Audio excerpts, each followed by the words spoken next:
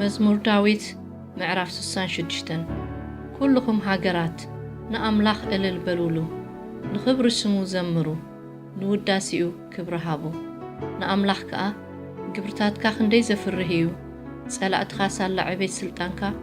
ኣቀባጢሮም ይግዝኡኻ በልዎ ኩላ ምድሪ ክሰግደልካ ክዝምረልካ እውን እያ ንስምካ ክዝምር እያ ንዑ ኣምላኽ ዝገበሮ ኸኣ ረኣዩ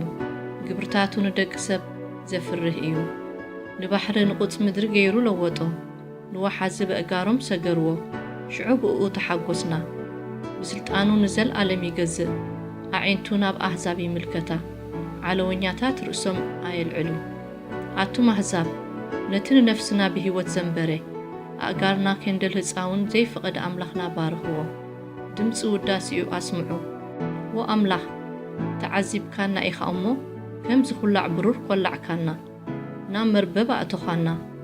ኣብ ሕቖና ከቢድ ጾር ኣጾርካና ብልዕሊ ርእስና ሰባት ኣሳግርካ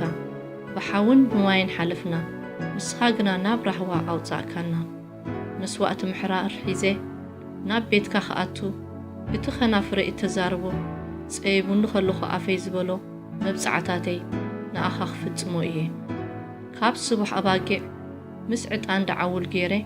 መስዋእቲ ምሕራር ክቕርበልካ እየ ኣብ ዑሩን ዲቤልታትን ክስውዓልካ እየ ኣቱ ንኣምላኽ እትፈርሁ ኩልኹም ንዑ ንነፍሰይ ዝገበረላ ከዘንትወልኩም ስምዑ ብኣፈይ ናብኡ ኣእዌኹ ምስጋናውን ኣብ ትሕቲ መልሓሰይ ነበረ ኣብ ልበይ እኩይ ሃቂነ እንተ ዝኸውን እግዚኣብሔር ኣይምሰምዓንን ነይሩ ግናኸ ኣምላኽ ብሓቂ ሰሚዑኒ ንድምፂ ጸሎተይ ኣቕሊቡሉ እዩ እቲ ንጸሎተይ ዘይነዓቐ ጸጋኡ እውን ዘይረሓቐለይ ኣምላኽሲ